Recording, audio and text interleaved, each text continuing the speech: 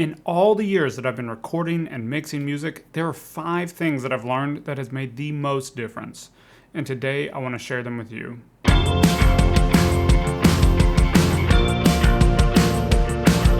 Welcome back to the Band Guide, where we use GarageBand to create professional sounding music. I'm your band guy, Colin, and today I want to share with you the top 5 things that I've learned that have helped me the most. But these are not exactly mixing specific or even recording specific. These are a little bit more mindset specific. But stick with me, and if even one of these impacts you the way it has me, it could be transformative. That said, if you are looking for specific mixing advice, I want to do you one better.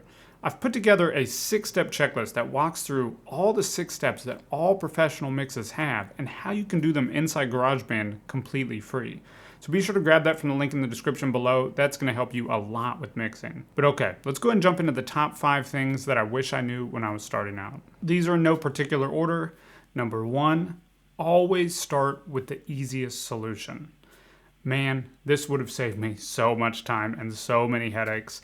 There is so many examples I could give you of this, but most common is just something really simple, like I'm really struggling to hear the vocal in a song, or I'm not getting enough bass out of this song, and I'll spend forever fiddling with really complex things that I've seen on YouTube or I've heard about people using, when all I needed to do and what ended up fixing it in the end was just turn the volume up. Right? If I just turn the volume up on my bass or volume up on the lead vocal, I could hear it better. But I did all these complex things to try to fix it. That was never the right approach. Another more ridiculous example, one time I was running live sound for a band. It might have been my first time running live sound for a band. This is a long time ago. And I couldn't get any sound out of the mixing console. And I couldn't figure it out at all. It took me forever. I was spending forever checking everything. Maybe I have noise gates on every track that are set really weird. Or maybe this cable's unplugged. I checked all the cables to every single speaker, made sure every single speaker was powered on. Everything. And in the end, the master volume on the mixer was just turned down. Right? So always start with the easiest solution. It will save you so much time and it will often get you better results. All right, number 2, great is the enemy of good. This is such a powerful small statement because we all want things to be perfect. We all want things to sound great. We all want our first song that we put out to be perfect. But the reality is that is such a limiting thought, and at the end of the day, it holds us back from putting out so much great music. Because what we're working on at the end of the day fundamentally is great. It's art, it's beautiful, it is what it is, and it captures everything in a moment. And that is great. It might not sound great to you, but 1, it probably sounds better than you think. And 2, if you wait for it to be perfect, for it to be great, you may never release anything, or you'll never be happy and get the joy out of releasing. There's that expression that comparison is a thief of joy. That's such a powerful expression, and it goes hand in hand with this. If we're always looking for what we do to be perfect, to be great, we'll just never end up doing anything. So if you can settle on just putting out something that's good enough that you're proud of, you're going to be so much happier, and you're going to put out more into this world, and every time you do it, you're going to get better. Because the reality is that every time you finish something, you have that entire past experience to look back on to know what helped you get there, so that when you start, you're now a whole rung up. So if you imagine a staircase, every time you start your next project, you're going to be a whole rung up. That is the way to approach recording, mixing, anything, even just songwriting. So great is the enemy of good is my number 2 biggest piece of advice that I can give you. Number 3, you can and should ignore most things. Now, this sounds a bit counterintuitive coming from someone who creates content and puts out a video every single week, but stop watching YouTube videos. Seriously, watch less YouTube videos. They are distracting, and they distract you from what you need to be doing. And we're going to get to that a little bit more in my next point, but fundamentally, there is more information coming in and more people putting out information because of the nature of needing to put out information to stand out in the society that we're working in. Trust me, I see that as someone who's creating content to put out on YouTube. But fundamentally, the mixing and recording revolves around the same principles that it always has. There is no game-changing anything that's totally changing the way anything needs to happen. And there's no secret trick that you need to learn that if you just watch enough videos, you'll discover.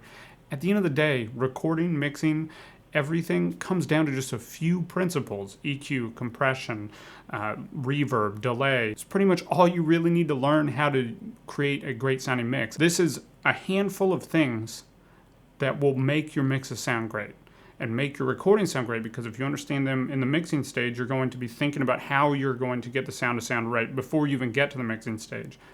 So all of these things go hand in hand, and they rarely have anything to do with this special trick or this special microphone or this special plugin. Those things are all distractions. So at the end of the day, you can and should ignore most things. Number 4, and this goes hand in hand with number 3, consume less, create more. You can only learn so much by learning. You have to learn some by doing. You are the tool that is going to make your music sound great. And you need to get the knowledge that you need. You have to get the knowledge that you need. But once you have that knowledge, then you have to apply it, and you have to start getting used to using it. And you'll learn more, and all the things that you learned will make more sense if you are applying the knowledge that you picked up. And in that same vein, I'd much rather you go deep into a subject and really understand it well with someone that you trust and someone that makes sense to you, than to just ambiguously try to pick up every tip everywhere, because that's not going to help you nearly as much. So consume less, consume deeper, depth not breadth, if you will, and take that knowledge and apply it, because you'll get more out of actually applying it than you did just learning it. So consume less, create more. And finally, number 5, focus on the 20% that gets you 80% of the results. This is something called Paretos Principle. It's a principle that is largely derived from economists and philosophers, but it's something that if you just spend a little bit of time thinking and paying attention to in your daily life, you'll see come up all the time. So the origins of this is this guy named Pareto discovered that 80% of the healthy pea pods that he was getting from his garden were coming from only 20% of the pea plants that he had. And that just got him thinking about uneven distribution of results. And when they started to explore that in the economy, they were seeing it all over the place. They would have 20% of a sales force generating 80% of income for a business. Or you can look at things just in your life, like the rooms in your house. You have 10 rooms in your house and you spend most of your time in 2. Now, this doesn't necessarily boil down to exactly 80% and 20%. It could be 90%, 10%. It could be 30%, 70%. It could be anywhere, but it's rarely going to be equal or even. It's going to be disproportionate. And if you can identify what is the disproportionate thing that is making most of my results happening, the disproportionately small thing that's making most of my results happen, and go after those, you're going to get a better final product. And you can focus on those, really learn those, and really get more out of what you're doing. So how does this apply to making music and mixing and even recording? But we'll focus on mixing for this video. Well, I break it down really into 2 ways that I think about it. The first being on the actual tools that I learn and that I use. And fundamentally, the tools that you need to make great sounding music boil down to volume and panning, EQ and compression, and reverb and delay. And if you focus on learning those tools, you're going to get great sounding mixes, just period. There's no way around it. But you got to be intentional and focused and learn those tools well. And if you learn them and apply them and focus on them in your mixing, then you're going to get the best results possible. Now, the second way that I like to think about this is in the actual time that I spend and how I allocate my time when I'm mixing.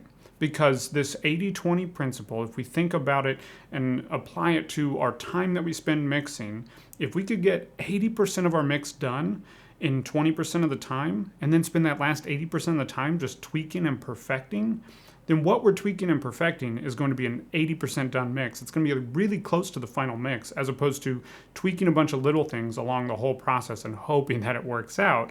And sometimes it will and sometimes it won't.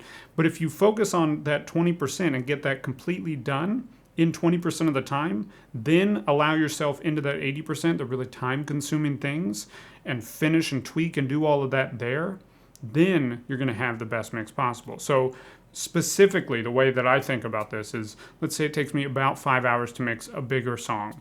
So in that 5 hours, in the first hour, because that's about 20% of the time, I'm going to do all of my volume and panning. I'm going to try to do all of my EQ. I'm going to try to do all of my compression. And then if I have time, I'll get into reverbs and delays. And then that's going to be it. That last 80% is going to be automating, and it's going to be sweetening. It's going to be doing creative things, and it's going to be tweaking and perfecting the EQ and the volume and the compression, all of those things. It's going to be tweaking them and perfecting them as opposed to setting them initially. If you get that initial part done, you're going to arrive at a final mix much, much faster. And all the things you do in that last 80% of the time are going to be a lot more beneficial because they're all going to be really focused on what the mix actually needs. Because now you're hearing an 80% done mix, and you can make notes and say, okay, now I want to hear the vocal reverb better, and you can go after what that means. Or I want to hear that snare really cut through a little bit more. It's kind of getting buried. Or maybe I need to find a snare sample to put on the snare for the chorus. Those things that take a little bit more time could really be done in that last part of the mixing process. So focus on volume and panning, EQ and compression, and reverb and delay in that first hour, and then allow yourself to get into the nitty-gritty fine-tuning. But you have to be focused and intentional on that 20% that's really going to get you the results. You have to be focused with your time. But if you do this, you're going to get a better mix. I mean, it's almost inevitable. One sneaky reason for that is because it kind of forces you to get out of your own way. If you set a timer that says, I'm going to finish all of this process in an hour, and make yourself finish it in an hour, then you don't have much time to doubt or worry or think, is this sounding good? Is this working? You can finish it all. Take a break, export it out, listen to it on headphones, then come back and do the final tweaks. And a beautiful thing that I sometimes find is that it's not actually 80-20, it's 95-5. So I spend that hour, but it actually gives me 95% of the results, and then I only need to spend a little bit more time to tweak it and to perfect it, and then I'm done. And I have a whole mix done way faster than I would have thought possible if I hadn't been as focused going into it. So focus on the 20% that gives you 80% of your results.